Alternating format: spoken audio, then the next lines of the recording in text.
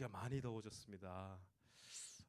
얼마 전에는 밖에 잠시 나갔는데 혹시 수비드 아십니까? 요리하는 방법 중에 수비드라는 방법이 있어요. 좀 따뜻한 물에 고기를 오래 담가두면 고기가 촉촉하게 익습니다. 서서히 익어가는 제가 마치 수비드가 된 것 같았습니다. 네, 그 정도로 날씨가 더운데 우리 친구들이 이렇게 또 우리 친구 동부에 모여서 예배 드릴 수 있는 것이 얼마나 이 에어컨 바람을 맞으면서 예배 드릴 수 있는 것이 얼마나 감사한 일인 줄 모르겠습니다. 우리 시우 연우도 우리 온라인으로 들어와서 같이 예배 드리는데 참 정말 감사한 일인 것 같습니다. 오늘부터 이제 지난주와 이제 또 다른 책을 우리가 나가게 되었습니다. 지난주까지는 비유와 기적, 예수님께서 행하신 그리고 말씀하신 그 비유와 기적에 대해서 우리가 배웠다면 이번 책에서는 십자가와 부활이라는 이 세 번째 책을 우리가 오늘부터 나가게 되었습니다. 오늘 본문 말씀은 우리가 읽었을 때에 아마 익숙한 내용이었을 거다 이렇게 여겨집니다. 우리 혹시 아동부 때 여러분들 아동부 때 전도사님이 아동부도 있었죠? 그때 우리 봉헌송 기억나나요? 내게 있는 양유옥합 기억나죠? 주께 가져와 그 발 위에 입맞추고 깨뜨립니다. 오늘 본문 말씀이 이 향유옥합의 여인 우리가 그때 찬양으로 했던 아동부 때 찬양으로 불렀던 그 노래 그 찬양의 내용입니다. 오늘 지난주에 읽었었던 그 나사로 죽은 나사로의 그 동네 이 베다니라는 곳에 있었을 때에 한 여자가 예수님 발 위에 향유를 혹은 머리에 향유를 붓는 그 사건입니다. 예. 오늘 본문에서 그 여인은 예수님의 머리에 향유를 부었다. 예수님께서 식사를 하실 때 머리에 향유를 부었다. 이렇게 오늘 본문은 이야기를 하고 있습니다. 또 다른 본문에서 보면은 예수님의 발 위에 부었다. 그리고 머리카락으로 닦았다. 이렇게 얘기를 하고 있는데 이거 왜 내용이 달라요, 전도사님? 이거 가짜 아니에요? 이렇게 얘기할 수도 있지만 그 이제 성경을 쓴 마태복음 같은 경우 마태가 썼겠죠. 요한복음은 요한 사도가 썼을 건데 그 사람이 보고 그 사람이 중요하다 생각하는 부분을 그렇게 적었다라고 우리가 볼 수 있겠습니다. 오늘 본문에서는 머리를 강조했다. 발보다는 머리를 강조했다. 이렇게 우리가 본문을 바라보았으면 좋겠습니다. 이 여인은 예수님의 머리에 향유를 부었는데 이 향유가 무엇이냐 했을 때 향유는 여러 가지 용도에 쓰였습니다. 그때 당시에 그 팔레스타인 지역은 날씨가 너무나도 덥고 그러다 보니까 몸에서 이렇게 냄새가 나요. 그래서 몸에 발라서 향기를 덮음으로 자신의 악취를 숨기기도 하고요. 사람이 죽었을 때에 장례를 치를 때에 시체에 발랐던 것이 향유라고 합니다. 그런데 오늘 이 향유가 어떠했냐? 우리 9절에 보면은 비싼 값에 팔아 가난한 자들에게 줄 수 있었겠다라고 제자들이 그 향유 여인이 예수님께 머리에 향유를 붓는 것을 보고 제자들이 그러한 얘기를 합니다. 이것을 팔아서 가난한 자들에게 나눠줄 수 있는 건데 이런 얘기를 합니다. 그 정도로 이 향유라는 것이 가치롭다는 거죠. 다른 본문에서 보면은 이 향유가 300데나리온의 가치다라고도 얘기를 합니다. 자, 여기서 우리가 생각할 수 있는 것은 그렇지. 예수님께 우리의 가장 가치로운 것을 드려야 되지. 그게 맞는 거야. 내가 가장 가치롭다고 생각하는 것. 여러분 가장 가치롭다 생각하는 게 뭐예요? 지금 내가 이것은 그 누구에게도 줄 수 없다라고 하는 것이 혹시 있을까요? 아마 곰곰이 생각해봤으면 좋겠습니다. 근데 오늘 본문 말씀이 그래 내가 가장 소중하게 생각하는 브롤스타즈 계정 이것을 예수님께 드려야지 이러한 단순한 얘기가 아니라는 겁니다. 물론 나의 가장 소중한 것을 예수님께 드리는 것은 당연한 것입니다. 하지만 그 안에, 이 말씀 안에는 더욱더 깊은 내용이 숨어져 있다라는 것입니다. 오늘 우리 그 얘기를 나눠보도록 하겠습니다. 요한복음에서는 아까 말했던 것처럼 이게 300데나리온의 가치가 있다라고 했는데, 300데나리온이 얼마 정도의 가치냐 하면 한 데나리온이 노동자가 하루 벌 수 있는 일당이라고 합니다. 그러면 300데나리온은 거의 1년 동안 벌 수 있는 돈이다. 우리로 치면은 연봉이다, 이렇게 생각할 수 있겠습니다. 대략 몇 천만 원 정도에 되는 그 가치의 물건을 예수님의 머리에 부었다. 아마 이렇게 상상해 보면 좋을 것 같습니다. 그런데 이 가치로운 것을 이 제자들은 가난한 자들에게 이걸 팔아서 그 몇 천만 원 되는 거 차라리 가난한 자들에게 나눠주면 되지 않느냐, 이렇게 이야기를 한다는 것인데, 여러분, 이 가난한 자의 의미에 대해서 우리가 생각을 해봤으면 좋겠습니다. 분명히 제자들은 그 가난한 자들에게 나눠주었으면 좋겠다라고 얘기를 했음에도 불구하고, 이것은 저는 나쁜 얘기가 아닙니다. 그죠? 우리가 당연히 가진 자들이 가난한 자들에게 베풀 수 있어야 됩니다. 하지만 예수님은 그 제자들을 꾸짖으십니다. 왜 굳이 꾸짖으실까? 이렇게 생각할 수 있지만 예수님의 그 꾸짖는 것에 대한 의도가 있다, 우리는 여겨야겠습니다.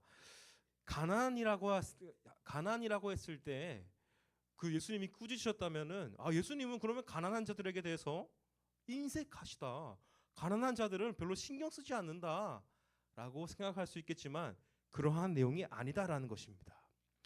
여러분, 혹시 가난하다라고 했을 때의 표현으로 옛날에는 똥구멍이 찢어지게 가난하다, 이렇게 이야기를 하기도 했습니다. 옛날에는 저 때까지만 해도 그러진 않았지만 옛날 어른들은 보리밥을 먹고 지냈었습니다. 이 보릿고개라고 해서 보리밥을 먹게 되면 소화하기가 힘들어요. 그래서 똥구멍이 찢어진다, 이렇게 표현을 하기도 했다는데, 전호사님의 친구 이야기를 하나 하고자 합니다. 전호사님의 친구는 전호사님이 대구에서 왔어요. 대구에서 아주 좀 힘든 지역, 이 원대동이라는 힘든 지역이 있는데 그곳에서 그 친구는 자기가 가장 불행하다, 이렇게 여겼습니다. 가난하다. 우리 집만큼 가난한 사람은 없을 거야, 이렇게 생각을 했는데, 어느 날 이제 원대 삼가라는 동네에서 온 형을 만났다고 합니다. 그 형이랑 서로 각자 자기 집안의 일을 얘기를 하다가 그 형이 야, 너네 집은 화장실이 집 안에 있어? 이렇게 얘기를 했다고 합니다. 그 형 같은 경우에는 화장실이 밖에 있었대요. 여러분, 상상이 가십니까 혹시? 화장실은 우리 당연히 안에 있는 거 아니겠습니까? 하지만 야, 나는 화장실을 겨울에는 못 가, 너무 추워가지고, 이렇게 얘기를 할 정도로 오히려 자기보다 더 힘든 환경에 있는 어떠한 형을 만났다라고 합니다. 이 가난이라는 것을 우리가 생각해 볼 때에 가난이라는 것은 절대적이지 않다라는 것입니다. 누군가에게는 내가 가난해 보일 수도 있고, 누군가에게는 내가 가난하다고 생각하지만 누군가에게는 그것이 부유함이라는 것입니다. 가난은 상대적입니다. 이 방글라데시라는 나라가 있습니다. 혹시 들어보셨습니까? 방글라데시. 이름이 좀 웃겨서 전도사님 어렸을 때는 방글라데시 그러면 뭔가 웃음이 나오는 이제 그러한 나라였는데, 정말 못 사는 나라입니다. 아직도 농업을 하는 그러한 나라인데, 행복도를 전 세계적으로 각 나라별로 행복도를 조사했을 때 이 방글라데시가 1위를 했다라는 것입니다. 이 가난한 것과 행복과는 좀 다른 얘기다라는 거죠. 뭔가 논점 흐리기다라고 여길 수 있겠지만 전도사님이 얘기하는 것은 진정한 가난함이 무엇이냐라는 것입니다. 진정한 가난한 것은 심령의 가난함이다라는 것이죠. 성경에서는 심령이 가난한 자는 천국이 저희의 것이다, 이렇게 이야기를 했습니다. 우리 모두 육신적 가난함보다 하나님의 의를 갈급하고 심령이 가난한 자를 구제해야 된다라는 것입니다. 우리 지난주에도 우리 뭐 했죠? 지난주에 우리 밖에 나가서 뭐 했어요? 우리 전도했죠. 우리 노방 전도했습니다. 뻥튀기를 나눠주면서 또 우리 좋아하는 카프리스를 나눠주면서 우리 전도를 했는데, 그것이 단순히 목마른 자의 목을 축이고 배고픈 자에게 밥을 주는 것이 아니라, 뻥튀기를 주는 것이 아니라, 영혼이 갈급한 자에게 목을 축일 수 있게 하는 것, 심령이 가난한 자에게 부요함을 줄 수 있는 것이 진정으로 가난한 자를 돕는다라는 것입니다. 지난주에도 전도사님이 딱 봐도, 아무리 봐도, 어떠한 각도에서 봐도 목이 마른 사람이었어요. 하지만 자기는 목이 마르지 않다고 카프리선을 거부하시는 분들도 있더라고요. 분명히 어떠한 사람은 심령이 가난함이, 그 누가 봐도 이 사람은 심령이 가난한 자야라는 것을 알 수 있지만 복음을 받아들이지도 않는다라는 거죠. 그러한 영혼들에게 복음이 심겨지기를 우리는 기도해야 된다라는 것입니다. 그것이 우리가 진정으로 기도해야 할 내용입니다. 예수님도 몸이라는, 우리 이제 또 옥합에 대해서 이야기를 하고자 합니다. 자, 복음이 전해진다. 우리 지난주에도 노방전도를 통해서 복음이라는 것을 전했는데, 이 복음이 전해지는 과정은 마치 오늘 본문에서 향유옥합이 깨어져서 향기를 내는 것과 같습니다. 옥합은 겉 형식이라고 볼 수 있어요. 우리 이따가 좀 더 얘기를 할 건데, 그 형식이 깨어졌을 때 나오는 것이 그 안에 있는 내용입니다. 우리 안에는 하나님의 말씀이라는 내용이 있습니다. 단순히 우리는 이 겉 형식, 카프리선과 이 뻥튀기라는 형식은 있지만, 우리가 진정으로 나눠줘야 된다라는 것은 그 우리 안에 있는 예수 그리스도라는 내용이다라는 것입니다. 자, 우리 좀 더 이것에 대해서 자세히 다뤄보도록 하겠습니다. 이 옥합이라는 것을 깨었다. 이 옥합이라는 것은 형식을 말한다라고 했습니다. 다른 말로는 이 형식은 방법이죠. 이 예배라는 것도 마찬가지입니다. 우리가 이 자리에 나와서 이 예배를 드리는데, 이 마이크가 없고 이 TV가 없고 드럼이 없고 키보드가 없더라도 우리는 예배는 드릴 수 있다는 거죠. 이것은 방법과 형식에 불과한 것이지 진정한 내용은 하나님의 말씀이다라는 것입니다. 이것은 향유 옥합이고 그 안에 있는 향유라는 그 내용이 말씀이다라고 우리는 볼 수 있겠습니다. 그것과 마찬가지로 향유 옥합이 깨어지는 것이 방법과 형식이 깨어지는 것을 의미합니다. 그 안의 내용과 목적이 전해진다. 그것이 진정한 내용이다. 전도사님은 커피를 상당히 좋아합니다. 커피를 좋아하는데 이 원두만을 보고 이 원두는 어떠한 맛을 낼 거야 라는 것을 알 수가 없습니다. 이 커피에 이 원두의 맛을 보려면은 원두를 갈아내고 이 원두에 뜨거운 물을 부어서 이 원두를 추출해냈을 때에 커피가 되어서 이러한 향기를 내는구나, 이러한 맛을 내는구나라는 우리가 맛볼 수 있다라는 거죠. 향유옥합도 마찬가지입니다. 향유옥합의 목적은 깨어지는 것입니다. 혹시 소금 아십니까? 소금이 화학적으로 이 분자 구조를 봤을 때 정육면체가 이루어진다라고 해요. 그런데 이 소금의 결정이 순수 소금 결정이 되었을 때에 마찬가지로 지금 보면은 정육면체가 보입니다. 이 소금의 목적은 무엇인지 아십니까, 여러분? 소금의 목적이 그냥 정육면체로 가만히 보고만 있는 것일까요? 소금의 목적은 뭐죠? 네? 우리 소금은 어디다 넣어요? 음식에 왜 넣죠? 간을 맞추기 위해서, 짠맛을 내기 위하여서.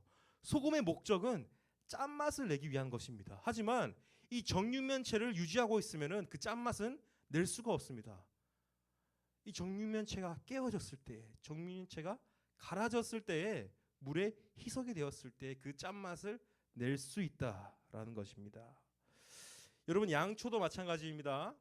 양초가 불이 붙어지지 않고 양초가 이뻐서 그 양초를 그대로 놔두게 되면은 이 양초의 목적이 이루어지지 않는 것입니다. 양초의 목적은 무엇일까요? 불을 밝히는 것입니다. 불에 태워지고 양초가 녹아들 때에 이 목적이 이루어진다라는 것입니다.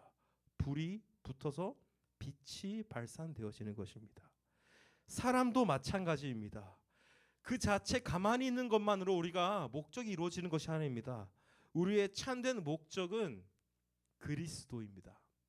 하나님이 사람을 지은 목적은 그리스도를 닮아가라라는 것입니다. 내 안에 그리스도를 담아가라라는 것입니다. 이 여인이 예수님의 머리에 향유 그 기름을 부었습니다. 이 그리스도라는 말 자체가 뜻이 기름을 부음받은 자라는 의미입니다. 이 오늘 여인의 고백이 예수님의 머리에 향유를 부었다라는 것은 예수님의 목적이 나의 목적이 되고 나의 목적이 예수님의 목적이 되길 원한다라는 그러한 고백이다라고 우리는 볼 수 있겠습니다. 여러분, 내 몸에서 목적을 정하는 것은 머리입니다. 이 머리가 내 몸이 내 머리의 목적을 정하지는 않습니다.